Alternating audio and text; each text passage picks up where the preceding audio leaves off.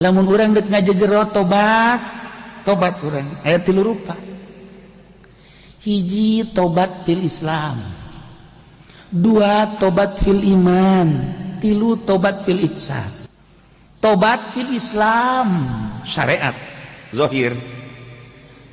mata urang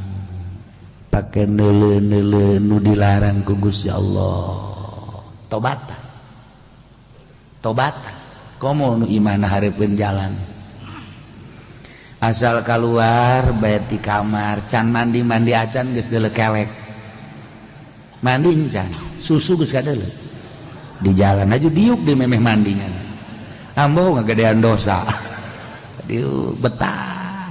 di jalan. Masya Allah teu karasa orang eta nambahan dosa ceuli urang pake ngadenge nu dilarang ku Gusti Allah, geus makaruhan, bangsa gibah, ieu musik dan lain sebagainya. Ceuli irung urang pake ambe-ambean nu dilarang ku Gusti Allah, cuam cium kitu kene sungut leungeun suku pake ngalengkah deuk ka mana ridho apa bendu Allah. Tah ieu ngaranna fil Islam syariat tamata tobatan hiji mata 70. Astagfirullahalazim tujukeun ka mata wa tubu ilaihi. Abdi nyuhunkeun pangampura Gusti, abdi babalik ka Gusti, mata abdi ampura Gusti. Loba jelema anu ka neraka ngan ku sebab dedeleuhan mata doang. Dicolok mata teh, dipeurehan make timah anu geus ngagolontrok di neraka jahanam. Geus ribuan tahun pake meurehan jelema anu tatadina dula deuleu. Ya Allah ya Rabb, hanas teu sabaraha deuleu ping-ping doang jeung susu dikawin henteu ku urang Pak. Tapi engke di akhirat eta ditimahan karugi-rugi atuh. Mendingan ditanya we, "Heh, sia ieu kadeuleuan ku aing resep ka sia daek na dikawin ku aing. Aing ulah doraka bae ye. Hayo saya kawin ku aing." Ye, atuh jagjana tuh daek mah tuh nu di imah na satu jental sudah di imah mah geus urusanna nu belakangan teman. Moal aya nu di imah kudu 1 bae mah moal aya. Daripada aing haram terus na sia unggal poe, kawin. Nah, kuduna kos kitu teh jadi lalaki mah hebat eta. Siap. Ieu mah ninggal kuduna ngadoan ridho bae nu kolak iraha kiamat. Kiai cenah bado atuh bisa mah bisa ngan tsunami. Ulah kira-kira ngan ieu we urang neuleu neraka. Nah kitu ke deh ceuli istighfaran kuna astagfirullahalazim wa atubu ilaihi. Gusti ceuli 70 irung astagfirullahalazim wa atubu ilaihi sungut terus eta teh kakarak tahap belajar tobat seperti eta. Sapoe, 2 poe, 3 poe, seminggu, 2 minggu, eta tahap belajar ngaranna. Eta kakak di syariat. Belajar teh ngaranna belajar tobat. Terus bae sabulan, terus emang urang begitu urang istighfar poe ieu adi isukna bisa narik diri teh bisa. Tetep bae sebab lawan kan dibere perwatakan mata aya watak resep neuleuh kanu indah-indah. Ceuli dibere watak ngadenge kanu merdu-merdu dan lain-lain sebagainya. Letah dibere perwatakan kanu lazat-lazat. Maka orang istighfaran geura istighfar terus. Eta teh lain saminggu 2 minggu, sabulan 2 bulan, mungkin setahun karak dibere ku Gusti Allah. Geus satahun eta kakarak di syariat. Karak aya tak berpikirnya naon artina kuari mah bisa tak kuari asal neuleuh bae awewe menghindar sorangan sebab geus diistighfaran kan geus belajar berarti geus bisa kan belajar tadi teh ai can bisa mah neuleuh deui ai can bisa mah neuleuh deui asal bisa neuleuh deui lamun geus bisa karak ku Allah engke lain urang anu ngahindarkeun Allah. Oh sia berarti berlindung ka aing, tobat ka aing tina bebendu aing ku embungna sia narima bebendu aing waing geus kadenges ya jeung geus kadeuleu jeung geus kajahoat selalu istighfar ku Gusti Allah ke dibalieurkeun anak ketika aya awewe teu hayang neuleuh sebab hideung tama watekna tolol henteu ya bahasa sanajan neuleuh hate kitu bae tah mah ti Gustina selamat berarti geus bisa tah kan tadi tahap belajar satungtung urang encan bisa urang aya bae tah dedeuleuan resep ketika urang geus bisa henteu jadi eta mah kembali ka diri urang lamun diri urang geus bisa tobat dina syariat dibere teu hayang neuleuh bae dibere teu hayang kumaha sih teu hayang kos kada liwat bae kitu kos kada liwat eta ngaranna geus bisa nah kuari supaya jadi ahli urang teh ya terus ti belajar ka bisa kuari jadi ahli tobat kumaha teh ahli tobat eta selalu inget ka Gusti Allah lain urang asli nama nu tobat teh Allah sebab Allah asma'na at-tawwab wallahu alladzi la ilaha illa huwar rahmanur rahim wal malikul quddus salamul mu'minun kadituna at-tawwab ketika urang keur tobat nu ahli tobat lain aing sebenarnya mah sebab aya asma Allah tawwab nempel nyorot ka urang ningali batur nu keur tobat teu kadeuleu jelema nu kadeuleu asma Allah at-tawwab innallaha yuhibbut tawwabin wa yuhibbul mutatahhirin tah lamun geus boga perasaan kos kitu berarti boga makom teh jelema ahli tobat nu tadina per menit per detik tobat keur belajarna kuari dihindarkeun ku Gusti Allah bisa berarti nyana geus terhindar tina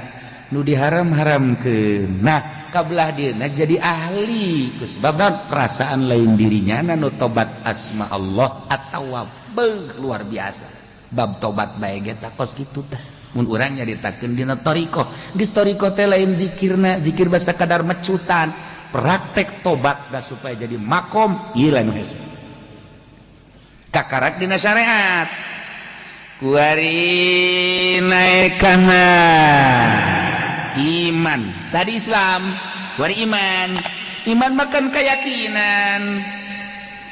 geus urang boga keyakinan bahwa Allah teh neuleukeun ka urang teu pernah teu neuleukeun sadetik ge tetapi urang lengah tobatan ku urang ya Allah ya Rabb kalengahan abdi jeung kasuul adaban abdi dina kepercayaan abdi padahal abdi percaya Gusti teh ningalikeun bae ka abdi per detik teu pernah teu ningali tetapi kunaon abdi lengah Gusti hampura kepercayaan abdi kelengahan abdi suul adab abdi tobatan iman tah sok geura hayang jadi jelema kos kitu panya mah juri kabeh encan mencan jadi jelema encah sebab can pernah nobatan iman ya Allah ya Rabb suul adab abdi padahal mah Gusti teh deukeut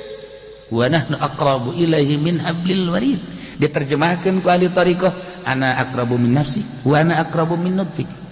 kaula leuwih deukeut tibatan roh maneh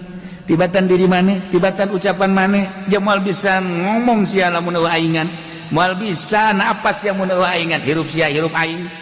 nah tapi perasaan urang henteu boga perasaan kos kitu tobatan ku urang iman urang tobatan astagfirullahalazim Gusti kelengahan abdi jeung kasuul adaban abdi tina iman padahal mangaji ti leuleutik Gusti nyaho bahwa Gusti teh ningalikeun ka abdi innallaha la yanzuru ila suwarikum walakin yanzuru ila qulubikum hati abdi teh ditinggalikeun ku Gusti per detik teu pernah teu ningali Gusti maka abdi tapi abdi teu pernah asa ditinggalikeun ku Gusti eta berarti kan lengah suul adab ka Gusti sok geura tobatan tina perasaan teu dideleukeun tina perasaan teu didengekeun tina perasaan teu dikanyahokeun urang berarti lengah bro mulai ta urang teh belajar eta teh lain sabulan 2 bulan eta teh lain satahun 2 tahun sok geura lamun terus bae ku urang ya Allah astagfirullahalazim padahal mah Gusti ningalikeun tapi abdi lengah si parah padahal mah Gusti teh deukeut wa nahnu aqrabu ilaihi min hablil warid tapi abdi teu pernah rasa deukeut berarti abdina nu bloon astagfirullahalazim keimanan abdi innallaha ma'ana Gusti babarengan jeung abdi tapi abdi teu asa bareng jeung Gusti astagfirullahalazim lain saminggu lain 2 minggu bulanan mungkin tahunan sok tobatan geura astagfirullahalazim mulai ku hari di bulan Syawal ya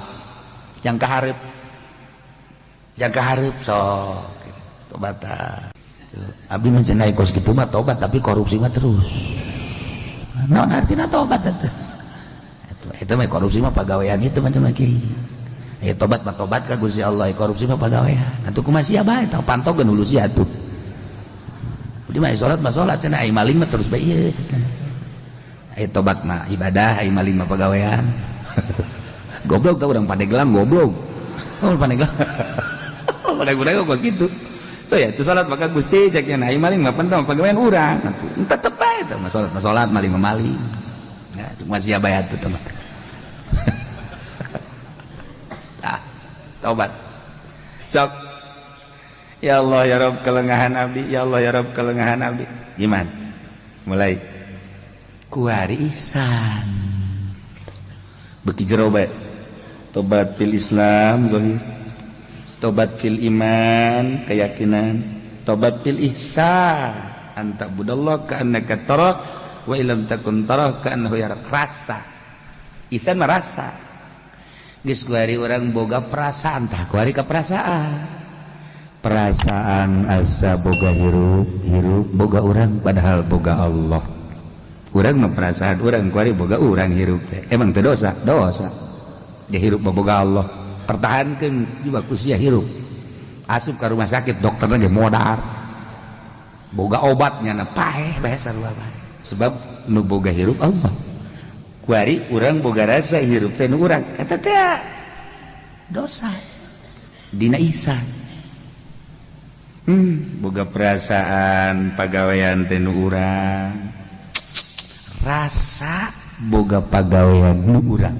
eta teh dosa al afal kulluha minallah urang lempang urang diuk lain urang Allah lamun urang geus boga perasaan urang dosa tobatan astagfirullahaladzim ngan obatan naon cenah kiai nobatan perasaan boga hirup perasaan boga pagawean perasaan boga diri perasaan boga harta jadi saya nu aing eta teh kos kitu eta geus eta dosa janu Allah pan kabeh ge nah kecuali lain di mulut lain di hati itu saya badak nu aing tapi cek hate mah Allah mana aya nu teu ngaji momoal nu ngaji ge henteu nu ngaraji ge henteu tuh komo mandak lamun bener-bener nu Allah tuh masjid keur dibangun ye nu Allah ieu tah ka masjidkeun ge henteu pan ora lah iya ge berarti kan tuh nyana ge ngomong nu medit ge ngomong sorangan medit cek nyana cek nu medit ngomong medit atau akur sama Gusti eta hese geus engke ku Allah bakallah dicoba dina syariat dicoba dina iman dicoba dina ihsan ketika orang berangkat syariat cobaan syariat Islam ketika orang berangkat dina iman dicoba orang dina iman ketika orang berangkat dina ihsan dicoba lulus henteuna kan kanyahoan ku Gusti Allah lulus jeung henteuna kudu dicoba ku Gusti Allah masyaallah karim nu mantak dek jadi solihin dek jadi wali teh ya lain berarti teh dicoba ulah neuleuh Habib Lutfi Kuarida ulah deuleuh Gus Dur geus jadina ulah deuleuh Abuya kos kituna ulah deuleuh tapi deuleuh percobaan-percobaanana nu urang teu nyaho leuwih berat ketika nyana di syariat mah geus bareng lah jeung urang tapi urang mah kan ngelai terus tapi ketika dina iman lain deh eta teh perjuangan anu luar biasa namun tak kaju set embung ka mamana eta keur berjuang ngaran lain berarti cul eagle lain col dog tinggal eagle lain nyana boga perjuangan anu keur diperjuangkeun ka Gusti Allah cicing bila perlu ka gunung bila perlu ka leuweung tanggeus akur jeung Muhammadiyah jeung Persis pakos kitu